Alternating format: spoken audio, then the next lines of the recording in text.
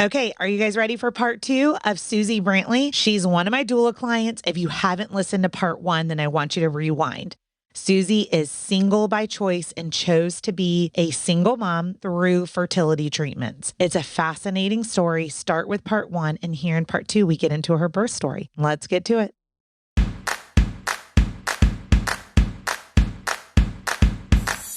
What does a contraction feel like?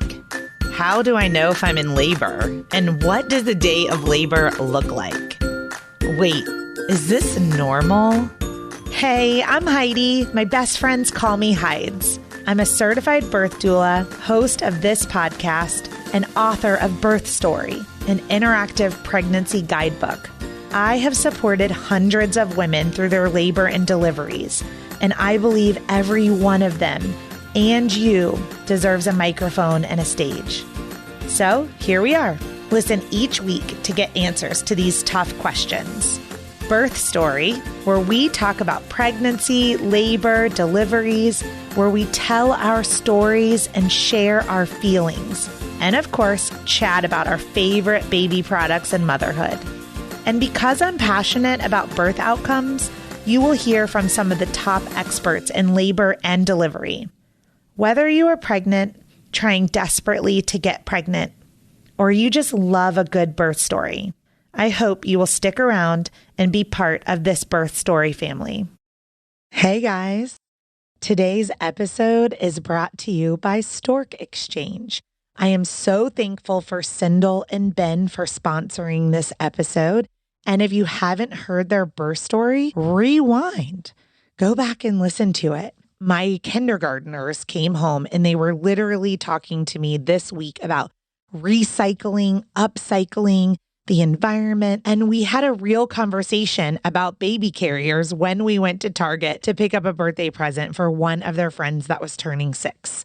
And I explained to them, look at all of this packaging. Look at the plastic. Look at all of the materials that were used to make these baby carriers. And then we walked through all of the lines at Target and we looked at all of these different baby items. And we had a real conversation. And guys, I'm talking about with a 5-year-old and a 6-year-old. It's super simple, right?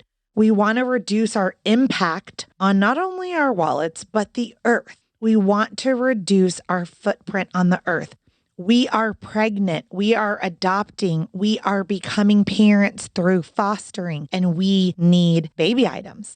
And so what do? We go to Baby List and we go to Amazon and we go and register for all these brand new items with a lot of packaging. And that is exactly what Sindel and Ben wanted to change. They realized that so many parents, just like you and my doula clients, were really frustrated with the hassle of trying to buy used online, like think Craigslist, Facebook Marketplace.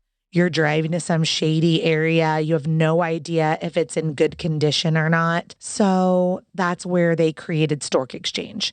Stork Exchange is truly an online marketplace for baby goods like baby carriers. So you're going to spend less. You're going to use less. And let's face it, you only need these things for a couple of months anyway. So I love it if you checked out their company. It's at storkexchange.co or on Instagram at stork_exchange and tell them what you think. If you are ready to buy, use code BIRTHSTORY for 20% off. All right. Thanks, Sindel and Ben, for sponsoring this episode, and let's get to it.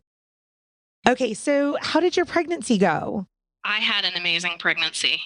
I loved being pregnant. And if I had known how much I would have enjoyed it, I would have done it a lot sooner.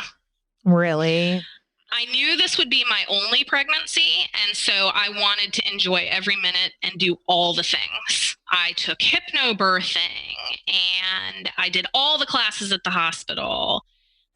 And I exercised throughout my pregnancy. I did boot camp 2 to 3 days a week, all the way up until the week I delivered.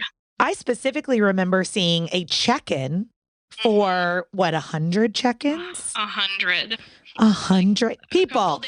100 check-ins at Camp Gladiator boot camp while pregnant.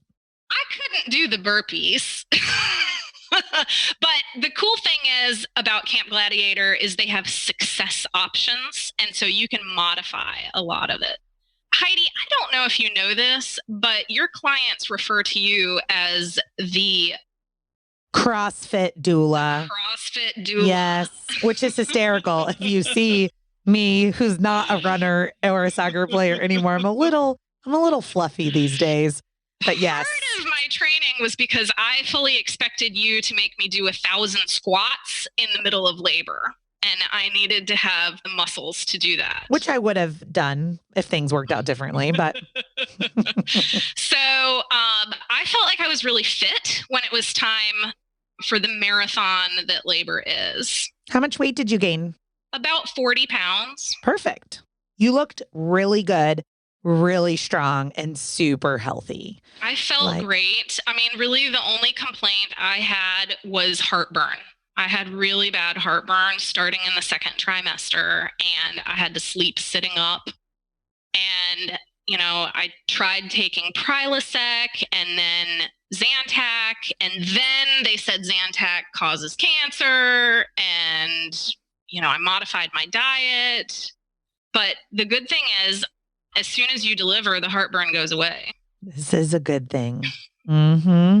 Some things I would add to that list are apple cider vinegar or even a really strong proton pump inhibitor like Nexium or something. But I'm not a doctor, so don't take that as medical advice. Really early in the pregnancy, I went to the maternal fetal medicine doctor, and they recommended that because of my age, they wanted to induce about a week early in week 39. And, you know, part of me liked that idea because I like to be in control.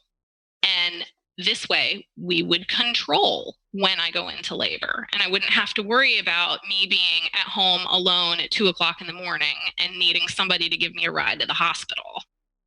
That makes sense to me.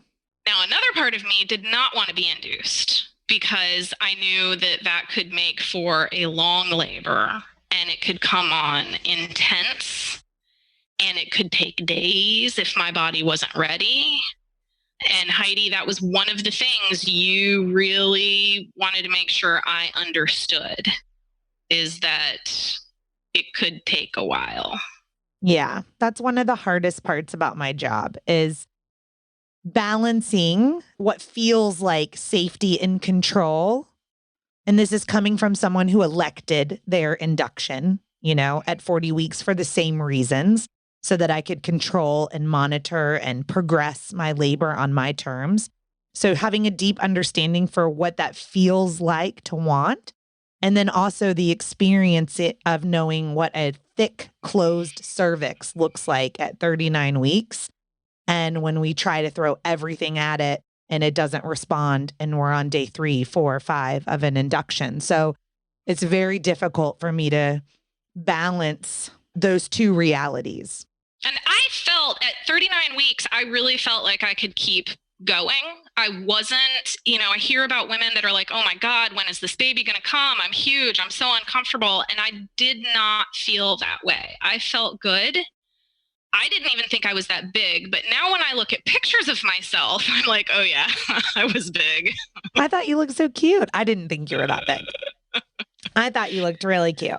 Well, I don't want to like rehash that whole thing for you. And I know you probably don't even remember too much of it, but essentially you went for a 39-week induction. I did. I was supposed to check in at about 7:00 that night on October 30th.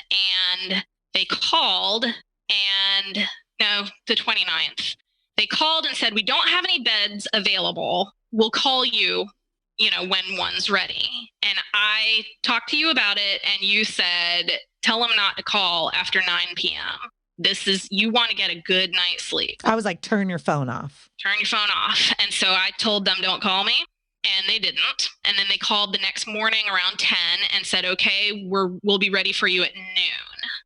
So you met me at the hospital and got me checked in. Mm-hmm. And the first thing that happened, well, first you decorated the room with twinkly lights and LED candles, and you posted all the hypnobirthing birth affirmations on the walls. And then the doctor came in and inserted the balloon.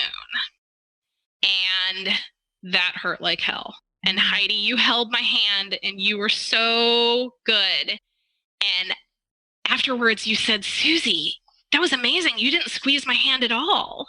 I And know. it was because I was squeezing with my other hand the side of the bed with all my might. I was like, oh, she's hypnobirthing her way through it. just on the left side. So I asked the doctor because I was 0 centimeters dilated. Yeah, when I got there. which let's say usually to do a Foley bulb, you typically have to be like a really soft one. But like he was pretty confident that like he could do this. And we're like, you did it. There it was. Told me that it was possible to get me to 4 centimeters. So the plan was they would take it out, they would insert Servodil, and then 12 hours later, they would remove everything and check. So nothing happened. For 12 hours, I was very uncomfortable. I couldn't sit.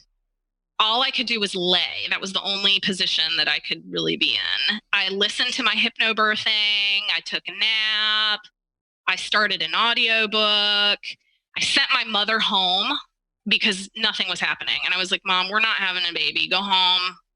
Take care of the dogs. I'll see you in the morning. About 2:00 in the morning, the doctor came in, removed the bulb, checked me, and I was 0.5 centimeter. Did he say why he removed the bulb? I don't remember that. Because it had been 12 hours. Oh, okay. So to not irritate and swell the cervix. I couldn't pee. Like I had to pee. And every time I sat down, it was like it cut my bladder off. And so I figured out that I could just pee in the shower standing up. Yeah. And that's what I did. So yeah, it was 0.5 centimeter. Yeah. So they started the Pitocin and I went back to sleep. And at about 4:30 in the morning, I felt something wet kind of going down my butt crack. And it woke me up and I thought, oh, maybe it's like my mucus or my bloody show or something. And so I sat up and got out of bed and sploosh. Like just like in the movies, Niagara Falls everywhere. My water broke. And I'm like pushing the button for the nurse and I'm like, help, help. I'm all alone and my water broke. Clean me up. I have to go to the bathroom.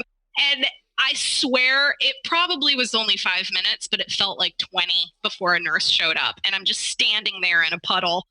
And I didn't know that I could just unhook the Pitocin and the monitors and go to the bathroom. Like nobody had shown me how to do that because it was 2 a.m. Oh, because they probably thought you were going to sleep through the night. Yeah. Man, shame on them. They should know that pregnant bladder wouldn't allow that.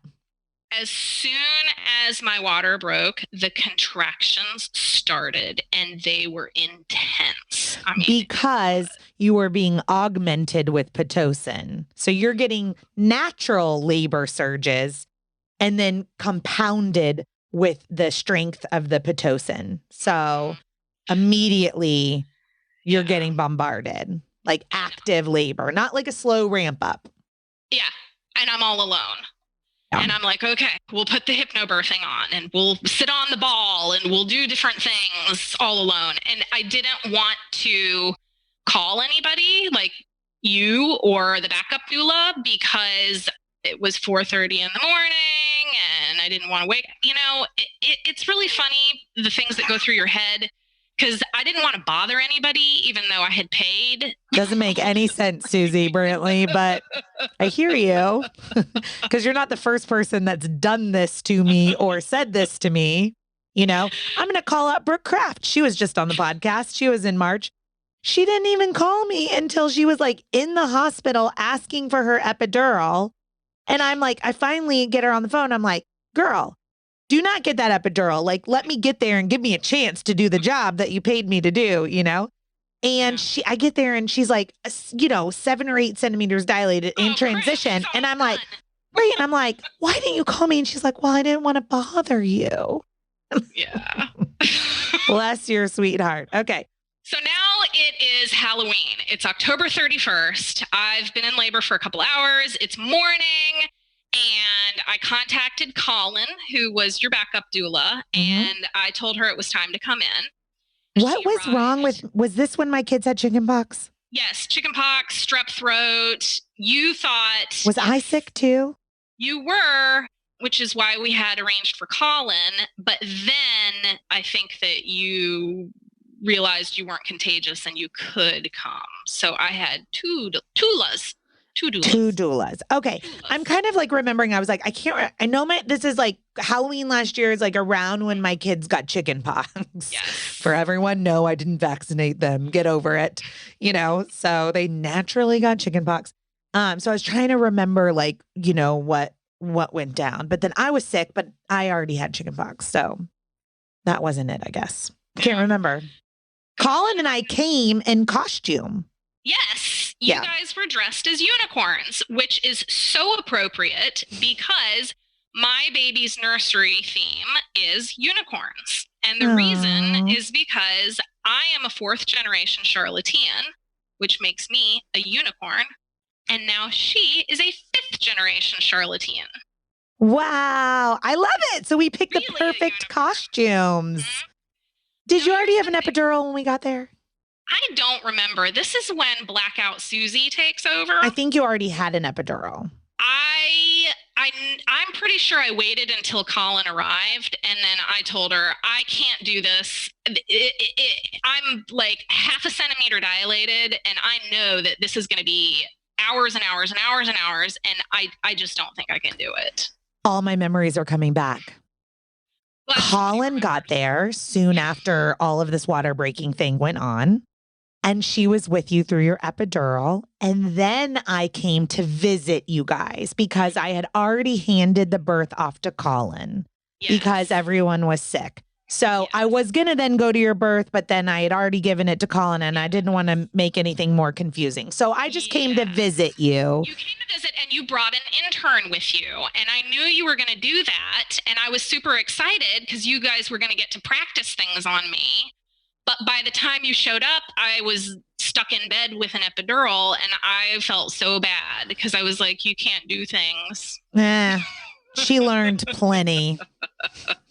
So I came to check on you and you were already in bed with your epidural and Colin was taking care of you because you were put in this impossible situation. Your body was not ready for labor. The medical community kind of pushed you into this, there's data behind that, right? Like because of your age, they kind of pushed you into this thing. Your cervix was just not ripe and ready no matter what they put at it. And then your water breaks prematurely, let's say, because you're not in labor, your water breaks, then it pushes you into this hard labor. But the hard labor was just trying to thin your cervix out. It wasn't at the point of dilating the cervix yet and getting Sage in a good position. So you had a lot of things stacked against you. I think you did a good thing by choosing the epidural when you did, just like, hey, I've been here for a couple of days. I just need to take a rest here and see what happens. So you were able to sleep or rest? Yeah, so I rested and sent Colin home. I was like, nothing's happening. Mom's here with me. I'll rotate every now and then because if you lay on one side too long, then it gets really painful. It's like the medicine from the epidural pulls down, the gravity pulls it down and you go numb on that side. And then the high side is in pain. It's all really kind of blurry after this. I don't know when Colin came back. I do. It was about 7 p.m. Okay, well then before she came back, the epidural stopped working. And that was excruciating. And it felt like the baby was trying to come out my butt. Yeah. Let me tell you, I wrote about this extensively in my book. The epidural failure rate is somewhere between 12 and 15%. So we talk about it when we do our prenatals. If you get an epidural, there's a chance that it will fail. It will have to be replaced. You may have to push your button. There's nothing I can do to prepare anyone in advance, though, for what that might feel like when you're asleep, when you go from like asleep in bed, feeling mostly nothing to like a watermelon in your rectum and the pain of the surges coming back to life. Yeah. And apparently I tried to do the hypnobirthing. I don't remember this, but my mother told me that I would get about 10 minutes into it and I would turn it off because the lady's voice was annoying me. So I paid all this money to take hypnobirthing classes. So to me, that sounds like transition. Do you remember how far dilated your cervix was at that point? 4.5 centimeters. So you weren't in transition, but just the irritability of labor.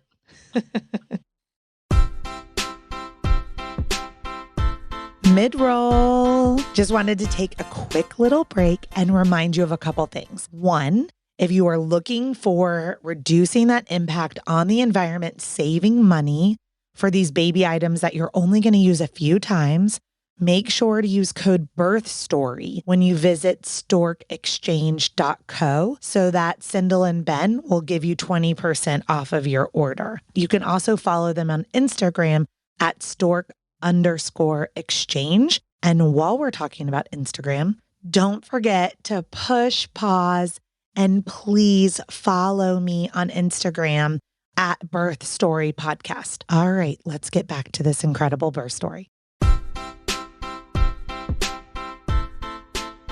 So you were 4.5 centimeters dilated, hours and hours and hours, days and days and days later. It was like 5 o'clock on Halloween. So, I mean, it's like 12 hours after my water had broken. Right, but we're on day 3 at the hospital, right? No, because I checked in at noon on the 30th, and we're up to 5 p.m. on Halloween. Okay, so 31st. Second day, but second day. Yeah. Okay. So apparently Colin kept texting to see if I wanted her to come back in. She did 100 times. I also do not remember this, and I kept telling her no. You did. And apparently she contacted you, and you said, she's go. Great. I said, I don't give a shit what she says. Go. Get out. Go. Bye. If you don't go, I'm going, but go. I knew that you had like passed the point of like rational thinking. I'm like, you've paid for a doula. You've sent her away. Your epidural's not working. Like you're refusing help. I'm like, just go. Just go. So she went. So she arrived about 7 p.m. Yeah, that's what they tell me. I do remember asking Colin to count backwards with each contraction. Okay. My contractions were about a minute long and maybe 2 minutes apart. And it was really helpful for her to just count 60, 59, 58, so that I knew how much longer. I knew I can do anything for a minute. Okay. I have no idea how many hours I made her do that. So did they come and replace your epidural? Oh, they did. They did. They replaced it. But it never fully... take the pain away. I was still in pain. And I kept hitting that button for the extra. I don't know that it did much. Yeah. I'm going to be gentle with what I say here. Yes. If anyone listening finds themselves in this position, stop hitting the extra epidural button and start hitting your red nurse button and say, I paid for an epidural and you're going to take it out and you're going to replace it and you're going to do that until it works. Over and over again. I think it did. I mean, it took some of the pain away. No, it should take all of the pain away. The only thing that you should feel is pressure. Pressure. You shouldn't feel pain. Oh, you should just feel pressure. Pressure in my butt. Yeah. Yeah. It was the worst. And I thought, I know physically, anatomically, she can't come out my butt. It really feels like she's trying. Yeah. Well, I'm really sorry. You shouldn't have felt pain with an epidural. They should have replaced it several times until you only felt pressure. But here we are. Here we are. So the Pitocin has been maxed out for most of the day. I had really been hoping that we'd be able to turn it off and let my body take over because it was just so intense. And I want to say at about 9 o'clock at night, they checked me again, and I was 7 centimeters dilated. Finally. No, 5. Sorry, 5. I lied. 5. 5. Wah, wah. 80% effaced and a -1 station. So still a long way to go. A long way to go. At 10:45, again, I don't remember any of this. These are just the notes I was given. My temperature was 101.6. So they inserted an IUPC and they gave me Tylenol and antibiotics. So this is because you developed a condition called chorioamnionitis, which is an infection around the amniotic fluid and around the placenta that affects the mom and baby. So Sage's heart rate would have been accelerated also with your temperature. And it's because your water had been broken for an extended period of time. That risk goes up. And an IUPC is an intrauterine pressure catheter. That's the best way to monitor Sage's heart rate and to measure the intensity of your contractions. So that way we get to know from an internal perspective how much pressure the contraction with the Pitocin is actually producing. So we can know, are your contractions, and let's air quote, adequate, right? If they're not adequate, then maybe they increase the Pitocin even more. Ugh. Well, at this point, I was between 6 and 7 centimeters dilated. So we're getting somewhere. I really don't remember the rest of labor, but I have flashes of memories. I remember I was really, really thirsty, and I kept asking for popsicles and water. And Colin kept telling me to just take baby sips of the water. And I would lie to her and tell her, I promise I'm just going to take a baby sip. And then I would gulp the entire thing. Because she knew you were on your way to a C-section. And she knew I was going to throw up. Right. I was like, exactly. So yeah, I vomited. And then I started shaking, like shivering uncontrollably. I could not stop shaking. I was so cold, and I kept begging for blankets, and they would bring blankets and they wrapped me up like a mummy. And I said, there's a draft. I can feel a draft. It's so cold in here. And they were like, no, Susie, there's no draft. And I said, tuck me in. You know, there's holes in the blanket. Get me more blankets. And it turns out I wasn't freezing. My temperature was 103. Yeah, it's so scary. So they came in and they took all the blankets off and they packed me in ice. And once that ice hit my skin, I realized how hot I was. Yeah. The doctor came in and she said, the baby is in tachycardia. My recommendation is that we perform a C-section. And I didn't even let her finish her sentence. I said, do it. Yeah. Oh, that must have been so scary, Susie. Actually, I wished that I had asked for it earlier. Okay. Because I had been in so much pain. I was just like, I just want this to be over with. Yeah. So they went over the consent forms with me, and I don't remember this, but apparently they asked me what the baby's name was, and I said, I'm not telling. I love you. I had been keeping it a secret from everyone. And they said, if something happens to you in surgery, the name going on the birth certificate is I'm not telling. I said, okay. Do it. So they wheeled me into the OR, and the anesthesiologist was there, and I don't know what he gave me, but instantly all the pain I had been having was gone. And I said, why? Why didn't you do that like 12 hours ago? And he said, because you wouldn't have been able to push. Yeah. So I had a beautiful C-section. They, explained everything to me and told me what was going on. Sage was born at 2:45 in the morning, and they lifted her up over the sheet so I could see her. And then they cut the cord and they took her away to go weigh her. And they cleaned her off and handed her to my mom. And then my mom asked what her name was. Something that really surprised me is that I did not have the emotional response that I was expecting. I mean, every time I've seen a birth video or a movie, I cry when the baby's born. And I was just like, oh, cool. She's here. You were drugged, you were exhausted, you were tired, and you had just had major abdominal surgery. I cannot tell you how many moms I've interviewed on this podcast that have said the exact same thing, that they just felt completely disconnected. I didn't feel disconnected. I mean, we bonded. I didn't have any issues there, but I was expecting a wave of emotion. And it was just like, okay, cool. What's next? Yeah. So they had to take Sage to the NICU for the first 36 hours because of the choreo infection. She was healthy. She was 8 pounds, 1 ounce, which was way bigger than I was expecting. But they wanted to monitor her and they wanted to give her antibiotics. Yeah. And so we were separated, and that was actually a good thing because I was able to rest. Yeah. So I got to my recovery room. I sent my mom home to go to sleep and take care of the dogs, and I slept. Mm-hmm. You probably don't even remember this. I came in the morning and helped you pump.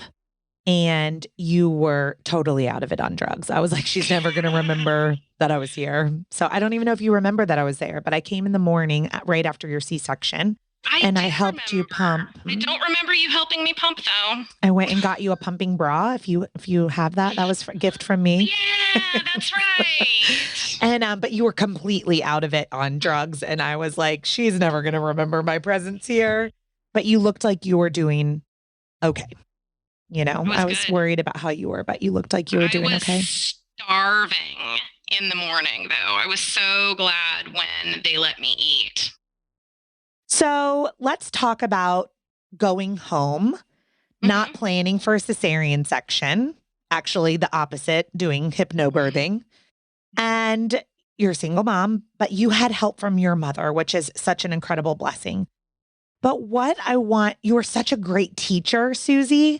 I really want to hear from you on how you helped your body heal, how you took care of your body in that postpartum period, recovering from a cesarean section. The number one thing I can advise is for you to stay fit during your pregnancy. I think all of those squats and push-ups made me stronger and able to recover from the C-section. It is really difficult to get out of bed by yourself. And so I figured out a way to slither down the side of my bed onto the floor into a squat and then push myself up. That way I didn't have to use any of my abdominal muscles. Smart. And when you're seated and you need to get up, you need those arm muscles to be able to push yourself up. Yep. Anything to not engage your core. I also asked the doctor for a belly band because I felt like it provided like support and compression and just kind of helped provide the extra support I needed for moving. Yeah. So was it like a big Velcro one? It was a big Velcro one. So I would lay down on the floor when I would put it on, and I would squeeze it as tight as I possibly could. And then I would throw myself over onto my side so that I could use my arms to push myself back up and get into the squat position so that I could then stand up again. And hence comes the stay fit and do a million squats throughout your pregnancy. Yes. Amazing. So what was it like to take care of a newborn while recovering from abdominal surgery? My mom stayed with me for the first 2 weeks. You're not allowed to drive for 2 weeks after you have a C-section. I think part of that is because you're on painkillers. However, I did not take the opioids. I just took Tylenol and ibuprofen. You're crazy, girl. Said no one that ever had a C-section, you know? I love opioids, don't get me wrong, but I felt like it kind of made my head fuzzy and I had a newborn. And so I just stayed on top of the Tylenol and ibuprofen. I just alternated it every 4 hours. And as long as you take it before you start feeling the pain, you're good. How about nursing and milk supply? Nursing didn't go great for me. I made a couple of mistakes. One, I didn't take the nursing classes. I think I should have. I got some bad advice from a coworker. She said, you don't have to take the breastfeeding classes because they come to your room and they tell you to do all that stuff. And I think, I should have done better research in advance. I was separated from Sage for the first 36 hours. And that's it right there. They told me to pump every 3 hours. I was pretty exhausted and on drugs immediately after surgery. And I thought that meant every 3 hours when I was awake. I didn't know I was supposed to wake up in the middle of the night and pump. Fair assumption. So my milk didn't come in for like almost a week. And since Sage had gone to the NICU, they already had her on formula. And so we supplemented. I pumped, I tried to nurse, we supplemented with formula. I did go to a lactation consultant a couple of times where you nurse. First they weigh the baby naked, and then you nurse on one side, and then they weigh the baby, and they can tell you how much the baby got. And then you nurse on the other side, and they weigh them again. And so that'll give you an idea of how much you're producing. I think over a period of like 3 months, the most I ever got from a pumping session was 2 ounces, which is not much. And I kept at it. But when I went back to work, I hated pumping in the office. In fact, my second day back at work, I had the door closed, I had the curtains shut, had the pumping bra on, I'm pumping away, and the fire alarm goes off. No. Oh, shit! I just run out there with the pump on, Madonna style. Disassemble everything, put my dress back on. I totally want to break out Madonna's song right now, but I don't remember what song that was where she had the cone. It was Vogue. Vogue, yes. Strike a pose. There's nothing to it. Somebody had burnt popcorn on a different floor in the office building, and the fire alarm went off. Oh, so was that the end of it for you? I stuck to it for about a month at work, and then I just gave up. And that was like the end of February. If I had known there was going to be a worldwide pandemic and I was going to be working from home for the next 7 months, probably would have stuck with it because it would be so much easier to just nurse my baby on demand because I'm at home. If only we had a crystal ball, So. Yeah. No, the doctor told me there is benefit, even if you're only getting a little bit, there is still health benefits to the baby. And he also told me the health of the mother is important, and that if you're no longer enjoying it, your baby's no longer enjoying it. It's better, to have a happy mom than a frustrated and upset mom. A happy mom is a healthy baby. Yeah. Well, I've loved these 2 interviews with you. So in the first episode, we went through like all of the ins and outs of choosing to be a single mom and going through the whole process of insemination. And then in this episode with your birth story. Before we hang up, though, I just have 2 final questions. Yes. Single girl to single girl. What is the best part about being a single mom? I get to do everything my way. I don't have to compromise with anyone. I like it. I was really fearful that I would not, ever be able to be single Suzi anymore, that I wouldn't have my me time. The people that co-parent, the kids go to dad's house every other weekend or whatever. But a friend of mine said, I hate when my kids go to their dad's house. I'm worried about my kids. I think about them the entire time that they're there. And so, I would love if I were single and I could have my kids all the time. So it's really about perspective. Turns out Sage goes to her grandma's house every Sunday through Tuesday. So I still have my me time. We're co-parenting with Bammy. We are co-parenting with Bammy.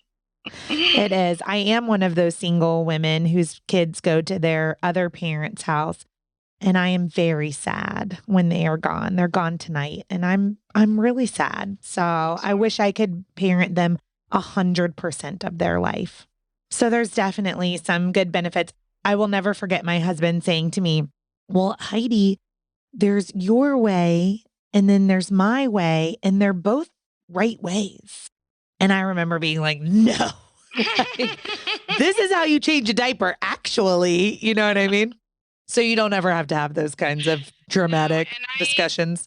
Completely trust my mother, and I don't worry at all when Sage is with her. And my mom's really good about updating me. Like, I got a text today that said she had 3 poops. Good. Was it like poop emoji, poop emoji, poop emoji? She doesn't know how to do emojis. I love it. We also forgot to tell, I'm just going to throw this in. This is for Colin. Your mom got shushed in the birth room by Colin. We didn't talk about this, but since we're memorializing this birth story for Sage, let's be real. This whole recording is for Sage. Sage, you need to know that your Bammy got shushed in the birth room by the doula. That's all. That's all we need to say about that. I don't know what was happening, but apparently your mom was like hovering over the monitors. Yes, she was watching the monitors. Yep. And was very nervous. And Colin was like, go read your book, I think she said to her. Or something like that. Oh, goodness. Well, Suzi, it's been such a great evening with you and just kind of hearing parts of your story I never even got to hear as even your doula that went through your pregnancy with you. Before you go, though, what's your favorite baby product? My favorite baby product is the Owlet Sock. Ooh, and why? Well, when I was about a week old, I stopped breathing while I was sleeping. And thank God it was in the middle of the day, and my mother and my grandmother were there. And my grandmother did CPR on me, and they rushed me to the hospital. And every time I would fall asleep, I would stop breathing. So for the first 6 months of my life, I had to be hooked up to a heart rate monitor. And when I would stop breathing, the heart rate monitor alarm would go off, and my parents would wake me up, and I would gasp for air, and I'd be fine. It was just like I didn't know how to sleep and breathe at the same time. So this was one of my biggest fears, is having a baby and the baby having the same condition that I did. The Owlet Sock is a heart rate monitor and pulse oximeter. So it just fits on your baby's foot. And if the heart rate goes below a certain level or above a certain level, an alarm will go off. Never once has the alarm gone off. But I bet you sleep a lot better. Sleep so much better. So for the first 2 weeks that I had Sage, of course, I kept on checking to make sure the sock was working. There's an app, and you can look and you can see your heart rate. And you can see if the baby is sleeping or awake based on the movement. And after about 2 weeks, I started to trust it, that it was going to work. And after that, new mom, sleeping through the night. And Sage was such a good sleeper. She, at 4 weeks, was sleeping 4 hours a night, 5 weeks, 5 hours, 6 weeks, 6 hours. Stop listening, everyone. By 8 weeks, she was sleeping 8 hours straight. I'm just kidding. If that's not your story, that's okay. So. Honestly, I told Sage when she was in the womb that it's just me and her. And as a single mom, I needed her to be a good girl. Yeah. And she's taking care of mama. So, I think all those hypnobirthing classes helped. Yeah. They hypnotized her while she was in there too, like to chill out mode. And let's not forget, her sperm donor is the chill skateboarder. Yes. Well, I'm going to link to that sock Owlet in the show notes so that if anyone wants to add that to their registry, they can. Suzi, it's been amazing having you on and these 2 incredible episodes. And just thank you for letting me be part of your journey. Thank you, Heidi. Thank you, Sindel and Ben, for sponsoring this episode with Stork Exchange. Everyone, don't forget to go to storkexchange.co and use code BIRTHSTORY for 20% off. See you next week.